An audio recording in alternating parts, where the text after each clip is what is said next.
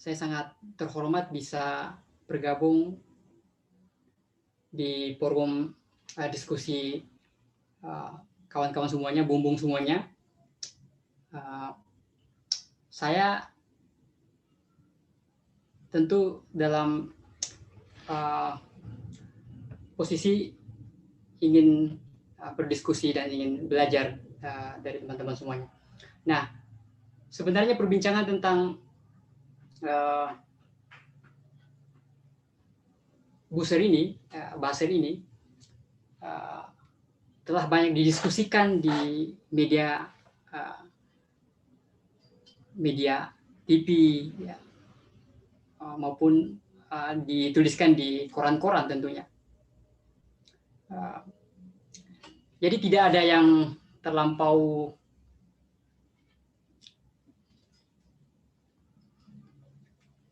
aneh, tidak ada yang terlampau serius dengan Basir menurut saya. Dan diskusinya hampir dijawab oleh media-media mainstream misalnya. Ya. Misalnya di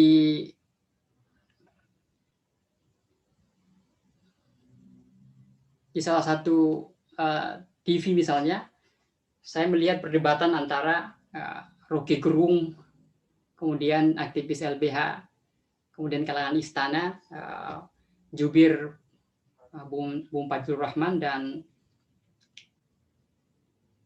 dari penggiat Buser itu sendiri, Kogun tadi misalnya. Ya. Nah, kira-kira perdebatannya tentang saling menuduh. Siapa yang paling bersalah ya merusak demokrasi kita. Rocky Gerung menuduh Basir dipelihara oleh istana dan secara substansial merusak demokrasi kita, demikian pula dikatakan oleh aktivis LBH. Tetapi istana mengelak ya, dan juga Buser pun mengelak dan menganggap bahwa apa yang dilakukan adalah kontribusinya bagi demokrasi. Jadi jika kita tidak menganalisisnya dalam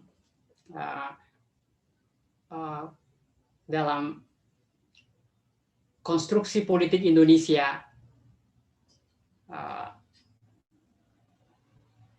minimal 20 tahun pasca reformasi yang dikaitkan dengan karakter politik di era Orde Baru, ya, bahkan kalau kita mau tarik lebih jauh ke era di akhir abad ke-19 dan awal abad ke-20. Nah, tentu kita akan kehilangan fondasi melihat politik hari ini, termasuk bagaimana Buser hari ini berperan yang dituduhkan oleh Rocky Gerung merusak demokrasi. Nah, karena itu saya ingin membawanya dalam sebuah konteks pembicaraan politik Indonesia yang lebih luas. Nah, saya sebenarnya telah mengirimkan pointer diskusi kepada moderator untuk sekedar pengantar awal, ya, pengantar awal untuk kemudian kita berdiskusi akan lebih baik nantinya, ya, berdiskusi akan lebih baik nantinya. Jadi saya mengambil pendekatan selapuk sisih dalam ruang publik ya, dalam berpidato. Jadi saya akan membacakan pandangan-pandangan saya terkait oligarki, Buser, dan bagaimana kita melihat kualitas demokrasi di Indonesia. Bagaimana Buser ini berada di dalam struktur politik ya kekuasaan hari ini. Ya, dan kemudian bagaimana dia memiliki dampak ya terhadap demokrasi kita. Nah, kalau kita berbicara tentang kualitas demokrasi, tentu kita berbicara tentang pendalaman demokrasi. Masa-masa politik di kampus, di universitas membahas ini tentang pendalaman demokrasi. Masa-masa mainstream ya. Nah, jadi kondisi terakhir Indonesia dalam 2 dekade jatuhnya Soeharto, menurut saya terbentuk dan sangat dipengaruhi oleh perkembangan terakhir kapitalisme pasar dan logika kekuasaan di era Orde Baru. Nah, jika ditarik ke belakang lagi, sangat terkait dengan nalar historis di akhir abad ke-19 dan awal abad ke-20. Inilah momen yang disebut pemikir sebagai sebagai the critical conjuncture, ya, momen-momen kritis, ya, yang dipotret oleh Pramudia Anantatur dalam tetralogi Burunya dengan sangat bagus, ya, memotret bagaimana perjalanan seorang nasionalis, ya, dalam novel itu Bumi Manusia, kemudian Jejak Langka, Anak Suku Bangsa, dan Rumah Kaca, ya.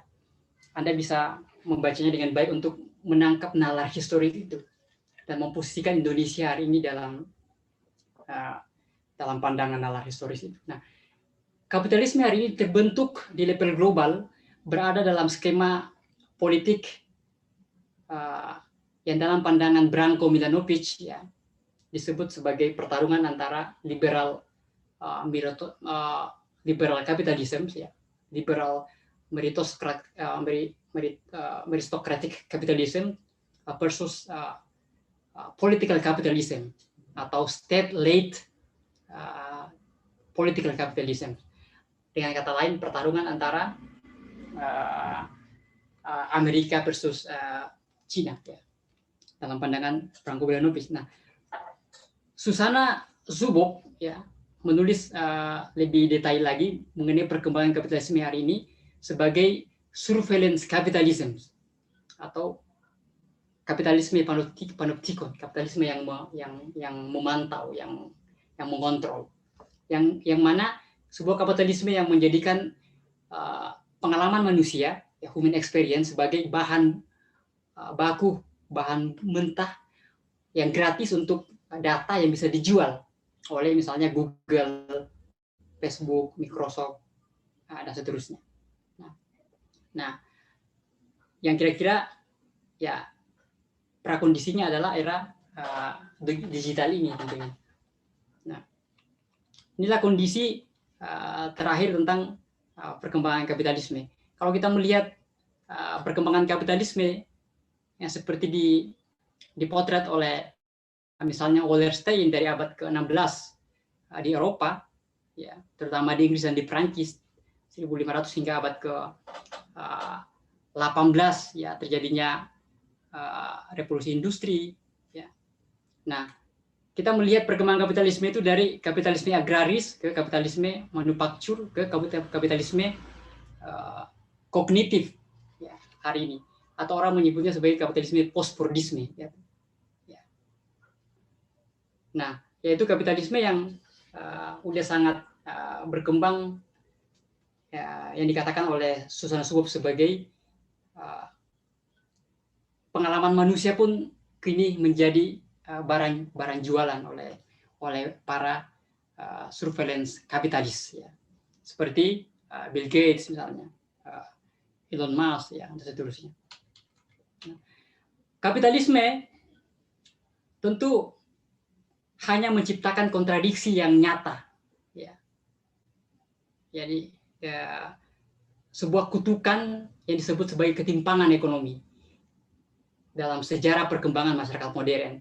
Thomas Piketty menulis ini dengan sangat baik, ya, dalam bukunya di tahun 2014 dan 2020. Dia mengatakan bahwa the history of human being is the history of the struggle of ideologies and the quest for justice. Jadi histori manusia, ya, sejarah manusia, ya, mengquote Karl Marx, ya, dalam manifesto komunisnya, bahwa ternyata pertarungan sejarah manusia adalah pertarungan ideologi dan pencarian akan kemakmuran, ya, dengan pendekatan ilmu ekonomi dalam pandangan ilmu sosial yang melihat sejarah perkembangan ketimpangan ekonomi, bagi Piketty problem utama hari ini dari kapitalisme adalah menciptakan ketimpangan yang menjauhkan manusia dari kemakmuran. Nah, inilah tugas negara untuk mendesain sebuah institusi dan kebijakan yang bisa membawa kepada kemakmuran itu.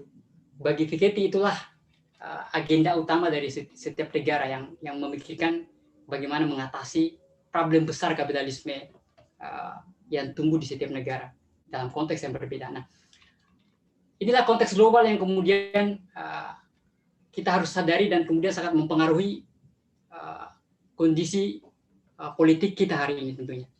Nah, dalam konteks nasional, politik kita dikuasai oleh elit politik yang bekerja dalam proyek politik produk dari reformasi 98, yaitu desentralisasi dan politik elektoral ya. Nah, transisi politik di tahun 98 itu menghasilkan sebuah pertanyaan yang seyogyanya tidak diabaikan oleh siapapun, yaitu Indonesia di 2 dekade pasca reformasi tahun 98. Nah, apakah mengalami pendalaman demokrasi, ya, demokratisasi? Apakah ada kualitas demokrasi yang tercipta? Atau yang terjadi adalah oligarkisasi? Nah, ini pembacaan yang menarik ketika ingin mengaitkannya dengan tindak tanduk Buser di Indonesia. Nah, yang seperti saya katakan tadi, Buser dalam beberapa talk show itu dianggap oleh aktivis LBH dan Rocky Gerung sebagai sampah demokrasi. Nah, sedangkan Istana dan para Buser menolak tuduhan ini. Dalam laporan Tirto dalam laporan Tirto media online pada 10 Februari itu menyebutkan bahwa istilah Buser itu dimulai perbincangannya di Twitter tahun 2006, kemudian digunakan untuk membranding, untuk promosi, marketing ya, dan kemudian digunakan dalam agenda politik elektoral ya, Pilgub DKI tahun 2012 dan 2017, dan juga dalam Pilpres 2014 dan 2019, dan juga pernah masuk dalam liputan media Guardian ya, bagaimana proses bekerjanya Buser dan mereka dibayar ya, dan inilah yang menjadi persoalan bagi teman-teman aktivis seperti LBH dan Rocky Gerung misalnya, yang menganggap bahwa mereka dibayar oleh penguasa untuk kemudian mengaburkan kritik, substansi kritik ya, dari kebijakan-kebijakan yang ditempuh oleh pemerintah kita misalnya secara sederhana kebijakan tentang terorisme misalnya, tentang kebijakan tentang KPK misalnya ya, kebijakan tentang kerusakan alam misalnya. Nah, itu kemudian ketika dikritik oleh aktivis yang punya kepakaran di bidangnya, itu kemudian dialihkan oleh para Buser ya. Itu orang-orang yang seolah-olah membela Indonesia, seolah-olah membela demokrasi, tetapi kenyataannya merusak politik di Indonesia, merusak substansi kritik yang disampaikan oleh para aktivis. Nah, dalam peta teoritis ya, dalam kacamata Aspinall, Hadis maupun Daniel Dakidai misalnya, era Orde Baru adalah sebuah era penaklukan politik yang disebut sebagai era otoritarianisme. Bahkan Dakidai menyebutnya sebagai neofasis ya, yang membunuh, menjatuhkan lawan politik ya. Dalam hal ini komunisme ya. Walaupun dalam beberapa sudut pandang mungkin banyak hal yang bisa didiskusikan lebih jauh. Nah, di era Soeharto, ekonomi kapitalisme dalam skala kecil ya, yang kemudian melahirkan perburuan rente berkembang. Nah, pasar di Indonesia mulai tumbuh di tahun 70-an ya. Nah, seiring dengan kekuasaan Soeharto yang makin otoriter dan mematikan gerak masyarakat sipil. Nah, ini juga banyak dituliskan oleh pemikir-pemikir penulis seperti Hadis ya, dan teman-teman belakangan yang menuliskan di beberapa jurnal. Nah, inilah yang menjadi pondasi kelahiran daripada rezim oligarki dari kroni-kroni dan keluarga Soeharto. Nah, dan kemudian secara kultural patron klien itu terbentuk ya, budaya patron klien terbentuk di era Soeharto dan dikokohkan oleh militer untuk menertibkan rakyat. Nah, di era Soeharto masyarakat sipil kemudian dibungkam secara politik, tetapi perlawanan kecil tetap tersisa dengan komunikasi seadanya dan pembasisan yang panjang tentunya. Akhirnya kelompok progresif terdiri dari kalangan mahasiswa ya, dalam pandangan Asminal ya, akademisi, peneliti, aktivis NGO. Nah, mereka kemudian terlibat dalam membuat sebuah gerakan menjatuhkan Soeharto. Nah, kalau dalam pandangan Daniel Hidayat dalam bukunya Cendekiawan dan Kekuasaan, jelas bahwa faktor prakondisi diskursus kritis yang dibangun oleh para intelektual ya, itu kemudian banyak mempengaruhi kalangan mahasiswa yang kemudian mendorong mereka untuk melakukan perubahan. Di samping kemudian prakondisi gerakan-gerakan massa lainnya, misalnya dari kita nggak bisa menghilangkan arti dan peran dari beberapa aktor tentunya. Nah, tetapi yang lebih jelas bahwa dalam kajian Patriotis bahwa jatuhnya Soeharto itu adalah dalam sebuah kondisi yang dalam kondisi terjadi krisis pasar, kemudian ada tekanan dari Amerika dan ada pengkhianatan dari kroni Soeharto yang meninggalkan mereka, yang meninggalkan Soeharto tentunya. Ya, dan pada saat yang sama aktivis baik dari mahasiswa maupun NGO ya, dan akademisi mendorong mereka Soeharto untuk lengser. Nah, Hadis dan Winter menganggap rezim pada era Soeharto, pada era pasca Soeharto, jadi pada era Soeharto juga adalah sebuah oligarki, dan para pasca Soeharto pun menurut mereka, menurut Winter dan Hadis, disebut sebagai the old wine in the new bottle. Ya, jadi juga adalah sebuah reorganisasi kekuasaan elit ya, yang kemudian hasil dari didikan Soeharto ya, yang kemudian menciptakan sebuah struktur politik yang sudah kuat. Nah, itu kembali kemudian menguasai parpol dan elit lokal, kemudian menguasai bisnis ekstraksi ya, minerba misalnya, dan bisnis media ya, dalam pandangan Winters dan Rostapsil misalnya. Nah, mereka bisa menguasai itu melalui prakondisi institusi, yaitu desentralisasi dan politik elektoral. Inilah kemudian struktur politik yang harusnya memfasilitasi lahirnya sebuah politik yang cerdas, tetapi dalam kenyataannya memfasilitasi kekuasaan hari ini di bawah cengkraman jeratan elit kekuasaan yang dididik oleh Soeharto. Nah, ketika kita melihat dalam konteks bahwa politik hari ini tak bergerak jauh, beranjak jauh dari jeratan elit dalam struktur kuasa yang oligarkis, maka Buser ya harus diletakkan dalam pandang ini tak lebih dari remah-remah oligarki yang tumbuh dalam jaringan kekuasaan politik dan bisnis di Indonesia. Jadi mereka adalah orang-orang bayaran yang kemudian mencoba untuk berpura-pura ya, membela demokrasi, membela rakyat, membela pluralitas, ketika dia berhadapan pada kepentingan kritik yang substansial. Misalnya ketika membela KPK, di mana posisi dia? Ketika membela kerusakan alam, di mana posisi dia? Ketika membela bisnis ekstraksi ya, yang dikatakan Winters dengan sangat keras ya, yang dikuasai oleh para elit hari ini. Nah, di mana posisi Busser? Apakah dia berada di posisi yang berpihak kepada gerakan gerakan aktivis yang mencoba untuk mengkritik mencoba untuk mengkritik kebijakan-kebijakan daripada dan penguasaan daripada elit politik terhadap bisnis dan penguasaan daripada elit politik terhadap partai politik. Nah, jadi partai politik pun kita sangat lemah hari ini karena dikuasai oleh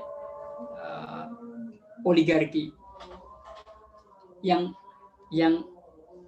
dikatakan oleh Hadis sebagai mengorganisir diri kembali di dalam partai politik. Nah, dalam pandangan ini tentunya masa depan Indonesia hanya bisa diatasi dengan sebuah gerakan massa yang kuat, yaitu gerakan buruh. Ya, kalau kita belajar kepada Eropa,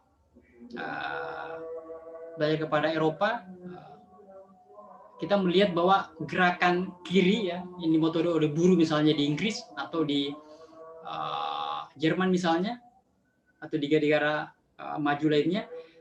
Nah, yang kemudian terinstitusionalisasi dalam partai politik buruh yang kuat, nah itu sangat berperan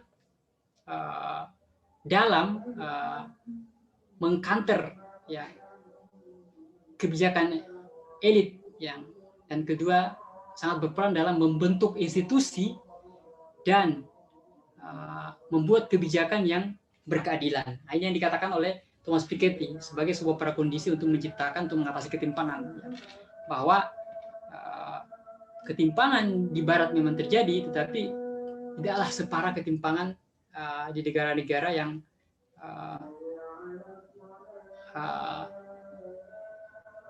di negara-negara di mana institusi politik, partai politik sangat lemah, ya, seperti Indonesia. Nah, sehingga kekuatan buruh sebenarnya sangat dibutuhkan. Tetapi dalam konteks Indonesia ini tentunya berbeda ya, karena ada banyak kelompok-kelompok yang berbasis identitas ya di Indonesia, yang akarnya itu dari kelompok-kelompok yang juga udah ada di awal-awal abad ke-20, awal-awal sebuah formasi awal pembentukan Indonesia ya. Di bawah gerakan-gerakan misalnya Serikat Islam, Muhammadiyah, NU ya. Yang kemudian juga gerakan buruh juga ada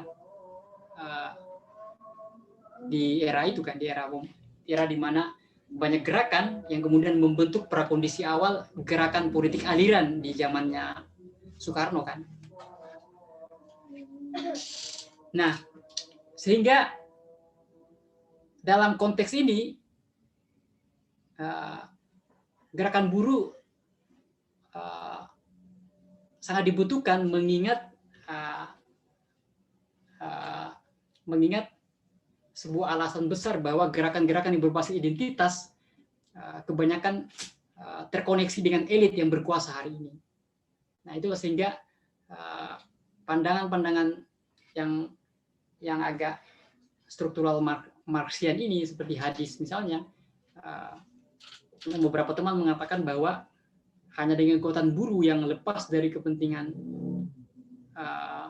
lepas dari subjugasi ya, penundukan elit politik dari atas lah yang kemudian bisa mengkanter. Nah, tetapi itu kondisi yang harus dibayangkan untuk konteks Indonesia, membutuhkan satu diskusi baru lagi tentunya yang lebih panjang. Nah, terus bagaimana ketika kita ingin melihatnya dalam mazhab yang lebih pluralis, yang lebih liberal, yang lebih moderat. Nah, jadi ketika ada yang mengatakan bahwa pasca Orde Baru yang terjadi hanyalah oligarkisasi sebenarnya, hanyalah permainan-permainan oligarki kekuasaan aja. Nah, dalam pandangan yang berbeda, misalnya latarnya secara teoritik adalah para sarjana pengamat politik Amerika Latin misalnya, seperti O'Donnell sama Larry Diamond misalnya, atau Ruth Berlin Collyer misalnya. Nah, yang melihat bahwa rezim otoriter di Amerika Latin di tahun 50-an 70-an menguat, tetapi kemudian gelombang pergerakan populisme masyarakat sipil misalnya yang yang terbentuk dari aliansi beberapa komunitas misalnya mampu menjatuhkan rezim di sana misalnya, seperti yang terjadi di Chili misalnya di bawah Salvador Allende misalnya, yang kemudian dituliskan dengan sangat bagus oleh Ari Budiman dalam disertasinya di Cornell ya, di Harvard University, tentang jalan menuju sosialisme di bawah pemerintahan Salvador Allende selama 3 tahun ya. Nah, di mana dia melihat bahwa ada upaya untuk menggabungkan gerakan massa dan gerakan elit untuk kemudian mempertahankan rezim sosialisme di sana, walaupun gagal dikudeta lagi kan. Nah, tetapi yang menjadi inti dari sini adalah bagaimana menteorikan demokratisasi pasca jatuhnya rezim ambruknya beberapa rezim otoriter di Amerika Latin. Nah, apakah setelah rezim otoriter jatuh otomatis kemudian negara itu demokratis? Nah, lalu bagaimana persoalannya ketika setelah pemilu tendensi-tendensi otoriter itu masih terlihat di negara tersebut misalnya. Nah, Schumpeter misalnya, Joseph Schumpeter misalnya menjawab bahwa pemilu adalah ambang batas terkecil terbawa dari demokrasi yang disebutnya sebagai demokrasi prosedural kan. Tentu ini sudah dibahas oleh salah satu pemateri sebelumnya kan Pak, dari profesor kita di Unair kan. Nah kemudian Dahl menyempurnakannya dengan melengkapi sebagai ambang batas pemilu. Perlu ditambahi dengan apa? Dengan freedom of expression, ya. Kebebasan untuk berekspresi dan banyak beberapa kategori-kategori yang harus dipenuhi misalnya. Nah, tentu setelah melewati masa transisi yang kira-kira mungkin 3 kali pemilu misalnya, kalau Indonesia sekarang udah 98, berarti udah 3 kali pemilu, maka kita masuk kepada fase yang disebut dengan pendalaman demokrasi. Nah, untuk menguji itu misalnya, apakah hasil dari pemilu itu, apakah elit yang terpilih kemudian telah mampu bekerja, yang saya katakan tadi, mampu mendesain sebuah kebijakan dan institusi yang makin memperdalam demokrasi di Indonesia, yaitu memperdalam perbincangan percakapan atau advokasi kepentingan rakyat, bukan kepentingan elit. Nah, bagaimana apakah elit tidak berkhianat misalnya? Nah, yaitu fase ini tentunya adalah sebuah fase akuntabilitas negara, ya, negara yang kemudian banyak berperan untuk kemudian menciptakan pemerintahan yang akuntabel dan kemudian berbasiskan pada the rule of law, ya. Nah, di titik ini kemudian diperkirakan bagaimana kontribusi politik pada sektor lain, misalnya pengembangan infrastruktur ekonomi, ya, sains teknologi, ya, memikirkan infrastruktur pembangunan ekologis berkelanjutan, memikirkan sektor kesehatan, pendidikan. Ini isu-isu yang berkaitan dengan pendalaman demokrasi sesungguhnya secara teoritis, ya. Nah, misalnya orang banyak mengatur pada beberapa perbincangan tentang pendalaman demokrasi, misalnya terlihat dalam city budgeting, ya, di Porto Alegre di Brasil, dan juga desentralisasi demokratis yang terjadi di West Bengal dan Kerala, ya, di India di tahun 60-an, 70-an, 80-an, ya. Nah, desain institusi pendalamannya adalah berbasis program.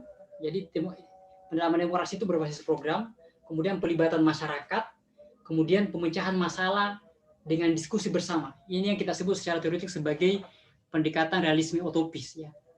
Jadi pendekatan bagaimana membuat program, kemudian melibatkan masyarakat, kemudian memecahkan masalah secara bersama, atau yang disebut sebagai empower participatory governance, pemerintahan yang partisipatif, ya, yang memberdayakan. Nah, jadi untuk melihat efektivitas program kesetaraan dan partisipasi. Jadi proses pendalaman demokrasi harusnya seperti itu ke sana, ya. Sebuah upaya-upaya yang melibatkan masyarakat untuk mendesain kebijakan-kebijakan. Nah, tentu pandangan ini pandangan yang melihat pendalaman upaya-upaya bahwa setelah terjadi pemilu kita mencoba untuk mengembangkan program. Nah, pandangan itu sangat hati-hati dan lebih aman dan menarik simpati para elit politik dan militer tentunya, yang ditakutkan bisa merusak negara secara demokratis sebenarnya.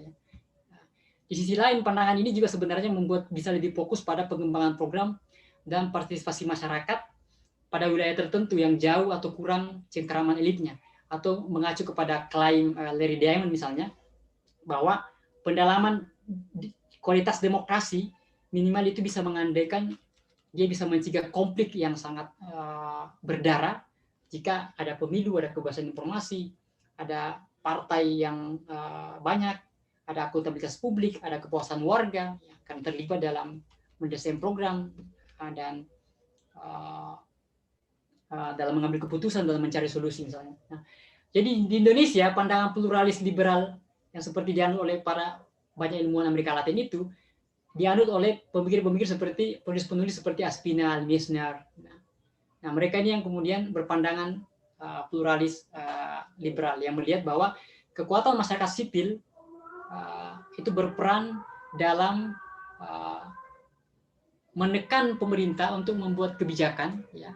Jadi pendalaman demokrasi bisa tercipta ketika kritik-kritik masyarakat sipil itu ditangkap oleh pemerintah, ya, untuk kemudian harus utamakan the rule of law misalnya, ya, untuk mengharus utamakan institusi dan kebijakan ekonomi yang berkeadilan, untuk melibatkan masyarakat dalam mengambil keputusan. Itu sebenarnya bagaimana kita mencoba untuk melihat Indonesia ke depan. Jadi, nah, dalam kondisi inilah misalnya Buser jika ditempatkan dalam konteks ini, dalam konteks pendalaman demokrasi ini, nah sebenarnya apa? Jadi pemanis, ya, Buser itu dianggap sebagai pemanis pendalaman demokrasi kita. Jadi di negara kita seiring dengan perkembangan kapitalisme, teknologi digital secara global, jadi mereka punya memang hak bicara, jadi freedom of expression. Jadi mereka, pembelaan mereka para Buser adalah freedom of expression, batas paling bawah daripada kebebasan kita berdemokrasi, kan. Itu nggak bisa dirampas oleh siapapun. Nah, bahkan itu dijamin oleh undang-undang, kan, untuk berbicara. Tetapi juga diatur oleh undang-undang pers misalnya, atau undang-undang ITE misalnya, bahwa pencemaran nama baik atau melakukan kebohongan itu bisa dijerat dengan undang-undang itu. Nah, inilah kemudian menurut saya orang-orang hal yang ditempuh oleh para Buser. Mereka berkilah bahwa mereka sedang memperjuangkan demokrasi. Tetapi dalam kenyataannya upaya mereka untuk kemudian memperdalam, untuk menyuarakan kebebasan mereka tidaklah benar-benar murni, karena dalam beberapa investigasi, ya, mereka dalam beberapa investigasi mereka ternyata dibayar, ya, dan mereka menjadi kaki tangan elit. Mereka terkoneksi langsung dalam istana. Jadi mereka terorganisir, ya, seperti terorganisirnya masyarakat sipil. Jadi Buser pun juga terorganisir. Inilah kemudian membuat orang-orang yang juga nggak mungkin salah bicara, ya, seperti LBH maupun si Rocky itu punya orang-orang dalam juga. Mereka pasti infonya A1, ya, nggak mungkin dia info sembarangan, yang mengatakan dengan jelas di beberapa media TV ketika Buser ini lagi hot, ya, mengatakan bahwa mereka dipelihara oleh diorganisir oleh istana untuk kemudian mengkanter isu-isu yang kritis terhadap kebijakan pemerintah berkaitan dengan politik, berkaitan dengan ekonomi, berkaitan dengan kebijakan lingkungan, berkaitan dengan banyak kebijakan yang bermasalah menurut para aktivis. Nah, sebagai penutup, ya, sebelum kita berdiskusi adalah Busser sebenarnya hanya memanfaatkan situasi dan fasilitas infrastruktur era ini, yaitu memainkan peran mereka dalam politik konstruksi media yang mencoba untuk melakukan kritik, ya. Jadi kondisi kita hari ini disebut sebagai era digital, jadi kapitalisme digital. Nah, Busser itu hanyalah serpihan yang lahir dari era kapitalisme internet hari ini, ya, kapitalisme digital hari ini. Jadi orang kemudian mencari peluang di situ, bisa tercipta cyber war, ya. Orang kemudian mengambil celah cyber war, ya. Di sini mungkin terjadi nanti apakah cyber war yang berbasis pada class war, ya, apakah berbasis pada state war, apakah berbasis pada revolutionary war, ya, dalam artian melawan kapital, atau hanya memanfaatkan teknologi aja. Nah, jadi Busser dilihat dalam konteks teoritis tak lebih dari walaupun mereka berniat kemudian mengembangkan demokrasi, ya, berbicara dengan dalil, ya, dalil yang paling mendasar dalam demokrasi kita, yaitu freedom of expression, kebebasan berekspresi, ya, batas minimal daripada demokrasi yang minimalis, ya, menurut Dahl. Nah, tetapi dalam kenyataannya kaum aktivis yang benar-benar termarginalkan atau di luar kekuasaan, ya, yang memang sebenarnya mereka lebih jujur, mereka menganggap bahwa para Busser ini bukan hanya terkoneksi dengan elit, terorganisir oleh istana, tapi juga sangat merusak orientasi-orientasi politik massa, sangat merusak generasi. Kalau kita berbicara moral, generasi muda, ya, untuk kemudian punya orientasi-orientasi yang sifatnya pragmatis dan menganggap politik itu sebagai upaya untuk masuk dalam perang digital untuk dibayar. Nah, mungkin ini yang menjadi problem besar ketika kita melihat Busser, bahwa Busser adalah terkait dengan oligarki dan kemudian dia merusak kualitas demokrasi kita, ya, dalam pembicaraan yang lebih moderat, ya. Mungkin itu pengantar awal untuk berdiskusi, atau saya mendengar pandangan-pandangan teman-teman semuanya. Sekian, saya serahkan kepada moderator.